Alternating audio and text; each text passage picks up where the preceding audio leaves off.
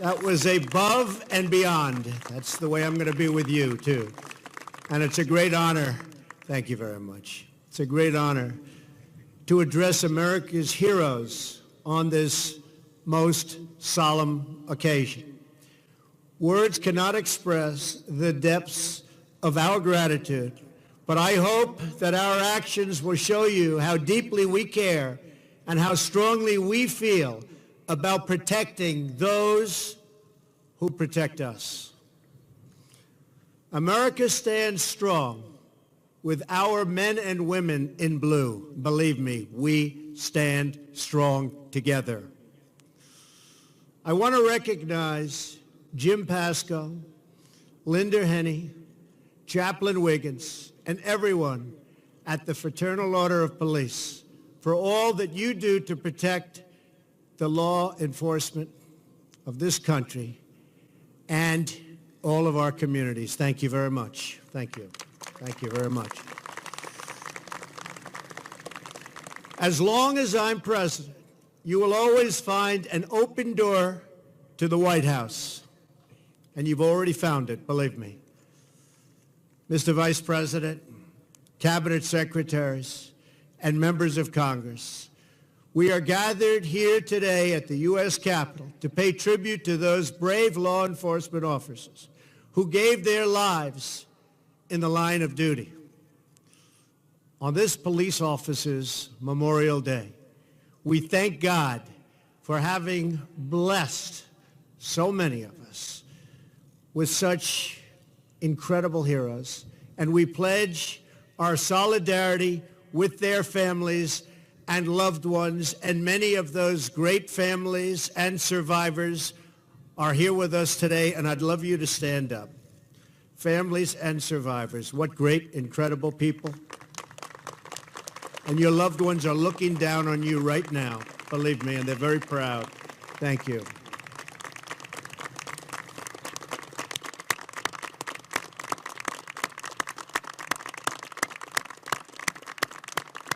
Thank you. Thank you very much for being here. Whatever you need, we are here for you, and we are praying for you. As I look out today at this amazing assembly of police, detectives, marshals, and sheriffs, I want to make all of you remember and heed this promise. I will always support the incredible men and women of law enforcement as much as you have always supported me. And you did. Big league.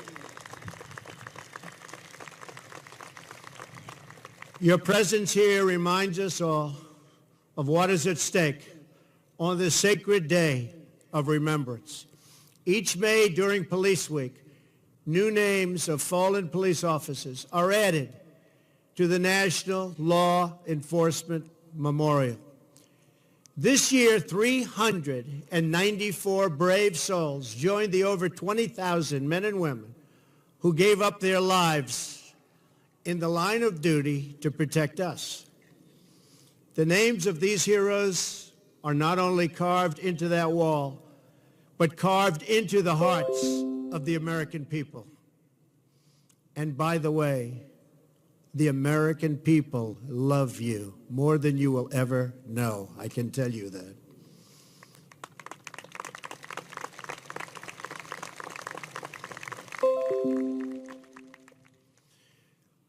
Though your loved ones left us much too soon, the memory of their courage will live on forever.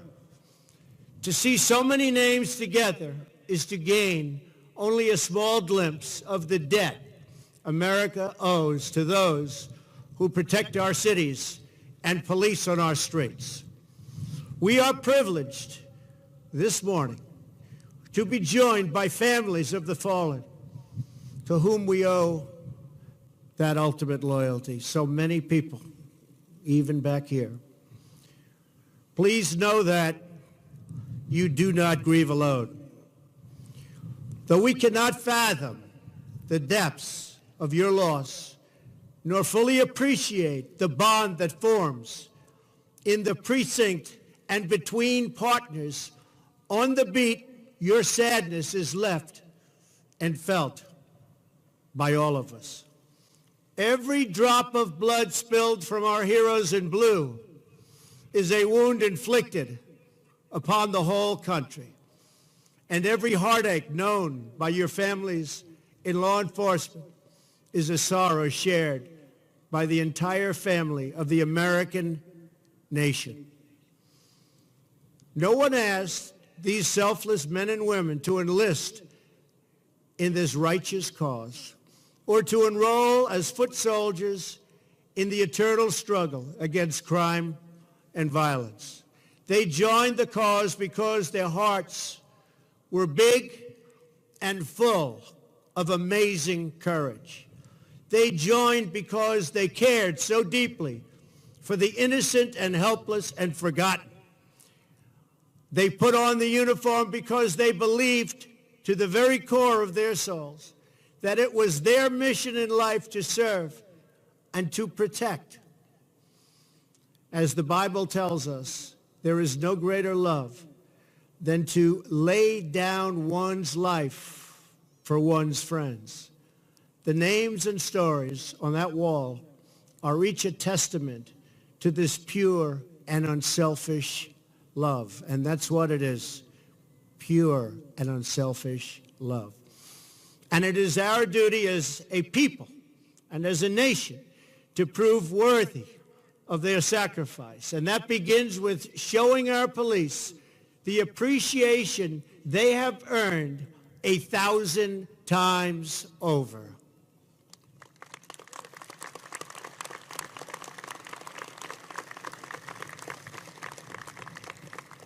Living in New York, I gained a deep appreciation and lasting admiration for law enforcement. Thousands of people are living and enjoying life today in New York who otherwise would be gone because our great police fought to bring safety to our streets and our communities. The entire world witnessed the heroism of New York's finest when they gave their lives on 9/11. I was there and sacrificed so much in that brutal, horrible aftermath. Now, as president, my highest duty is to keep America safe. We will keep America safe.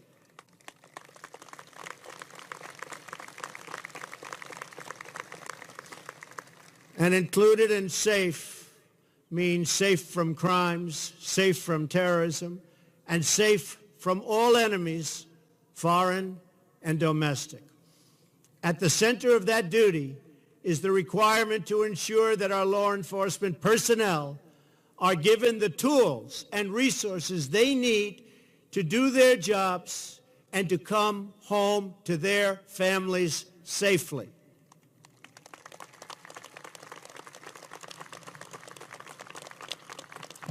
You are the thin blue line between civilization and chaos. You come from every community and all walks of life. You are mothers and fathers and sons and daughters. You rush into unknown danger, risking your lives for people you have never met, people you don't know, performing your duty under the most difficult conditions, and often without any thanks at all. Because you do not hear nearly enough. I want you to know that patriotic Americans of all backgrounds truly support and love our police.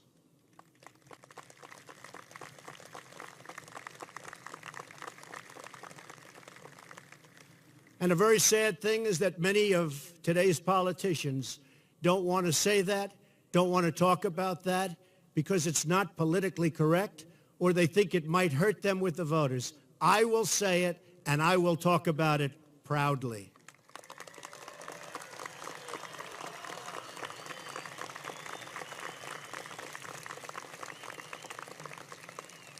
I will make it the personal priority of my administration to ensure that our police are finally treated fairly, with honor and respect that they deserve.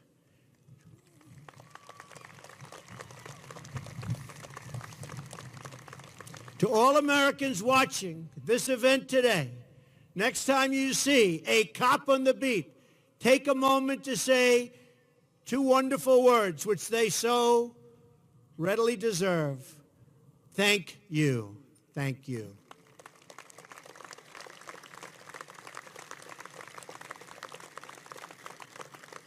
As you all know, much too well, we are living through an era in which our police have been subject to unfair defamation and vilification, and even, really, I mean, you see what's going on. You see what's going on. Even worse, hostility and violence.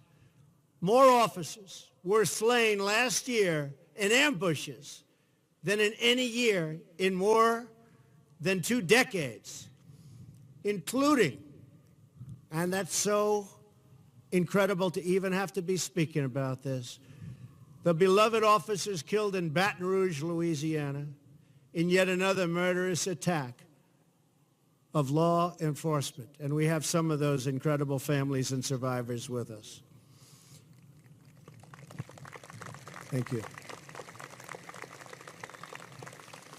The attacks on our police are a stain on the very fabric of our society, and you are entitled to leadership at the highest level that will draw a bright line in the sand, not a red line in the sand that isn't gone over, but a bright line in the sand, and we will protect you, that I can tell you, and we will say enough is enough.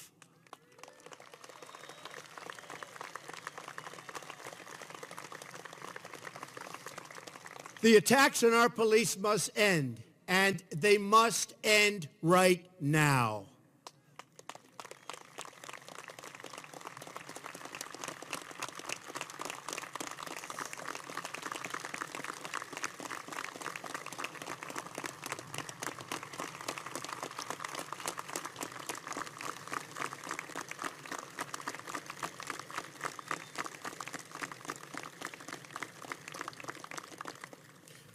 And just to show you, by the way, how much I love our police, I said, oh, I'm going to need a hat because it's so windy today.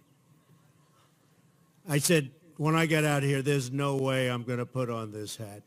So we'll leave off the hat. And this is for you, Micah. That's for our beautiful Micah down there.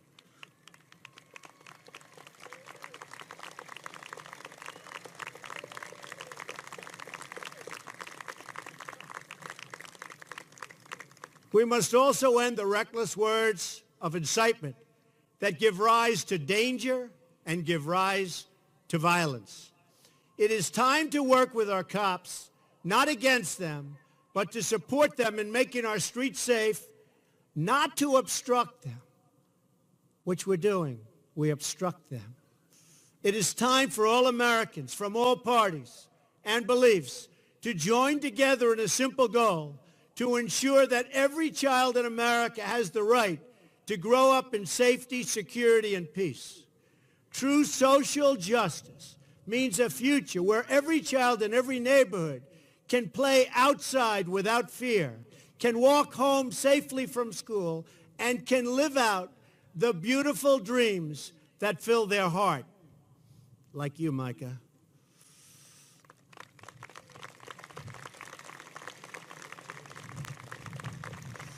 Freedom includes the right to be free, and I mean totally free, from crime and from violence. MS-13 is going to be gone from our streets very soon, believe me. These two guys. When policing is reduced, it's often the poorest and most vulnerable Americans who are the first to suffer. We have all seen the tragic rise in violence and crimes in many of our disadvantaged communities. We've seen the unbearable horror of the shortcomings in Baltimore and Chicago that have cut short so many lives and so many beautiful, beautiful dreams. We cannot stand for such violence. We cannot tolerate such pain. We cannot, under any circumstances, any longer turn a blind eye to the suffering that's going on any longer, and we won't.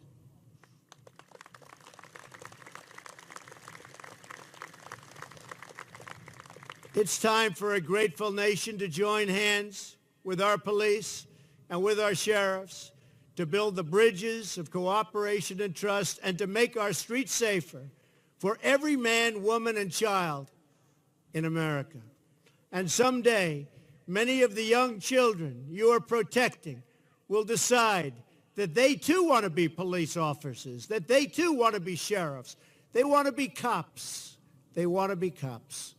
They want to protect people because they love people.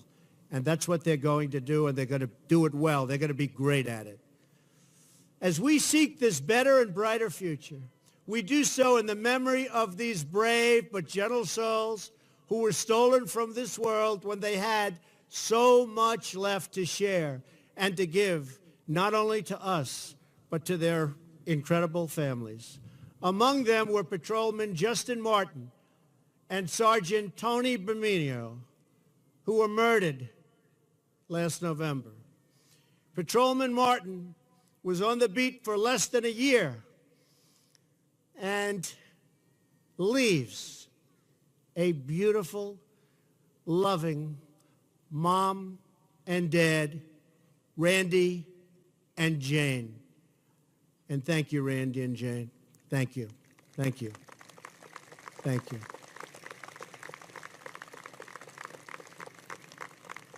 Sergeant Berminio was a veteran of 11 years and leaves behind his wife, Zoe, and his wonderful children, Cameron, Haley, and Maddox.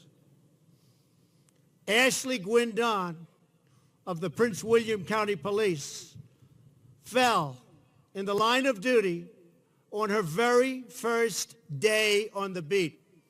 She swore the oath to protect and serve only a day prior to her death. One day.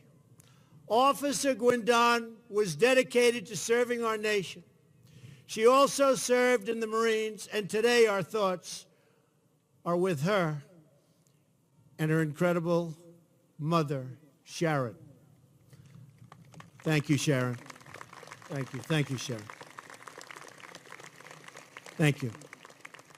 I also had the privilege to meet at the White House just a little while ago with representatives from the Phoenix Police Department, New Jersey State Troopers, and the Ulster County Sheriff's Department, who are mourning the deaths of State Trooper Frankie Williams and Sergeant Curry Winters.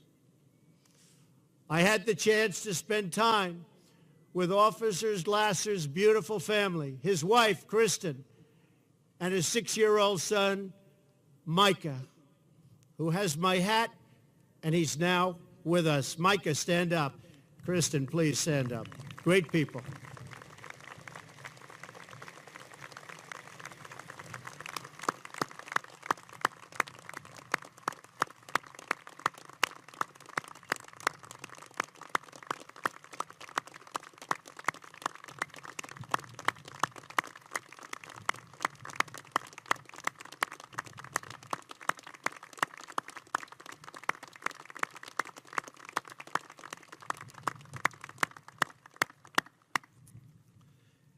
Kristen and Mike, I know your beloved husband and father is looking down on you right now from heaven, and he is so proud of you both, and thank you very much. Thank you.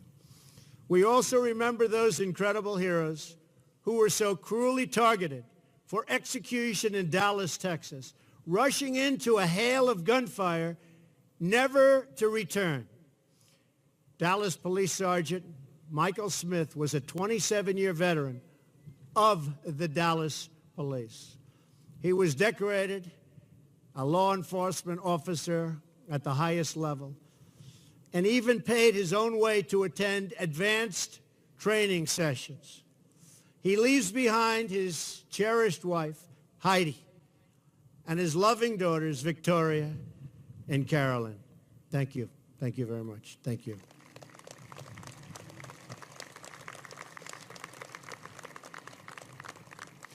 Last Friday in Kirkersville, Ohio, a gunman shot and killed Stephen Eric Desario.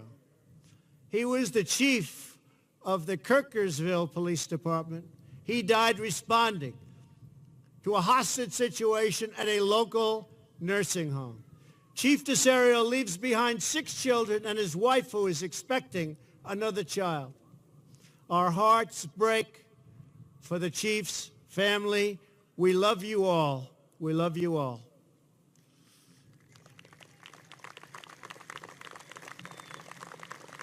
Thank you. To every child in America who has lost a mom or a dad in the line of duty, I want you to know your parents are American heroes. American heroes. They died keeping us safe. They are the pride of our nation, and we will hold them in our hearts always and forever.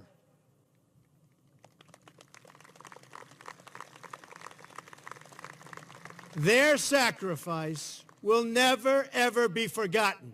To everyone in the audience here today, I want you to know that my administration is determined, totally determined, to restore law and order and justice for all Americans, and we're going to do it quickly.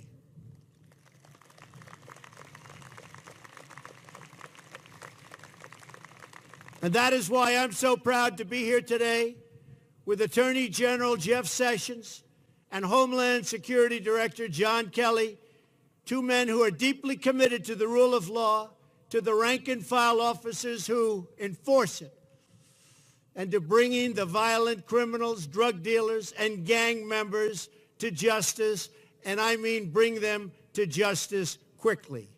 Thank you very much for being here.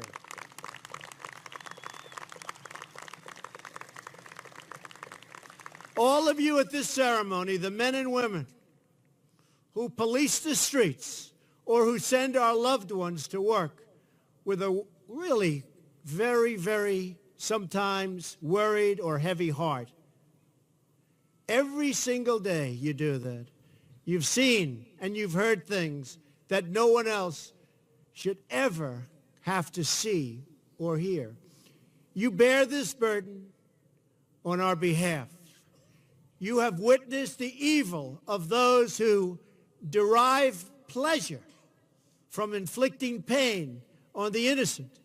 You've seen a lot of that, more recently than maybe ever before. It's going to stop. And you've watched great, great people suffer unthinkable harm and unthinkable death. America as a nation must always have the clarity to know the difference between good and evil, between right and wrong, and between those who uphold our laws and those who so easily break them. We owe it to the fallen to act according to our best and highest ideals. We owe it to their memory to put truth before politics, justice before agendas, and to put the safety and security of the American people above everything else.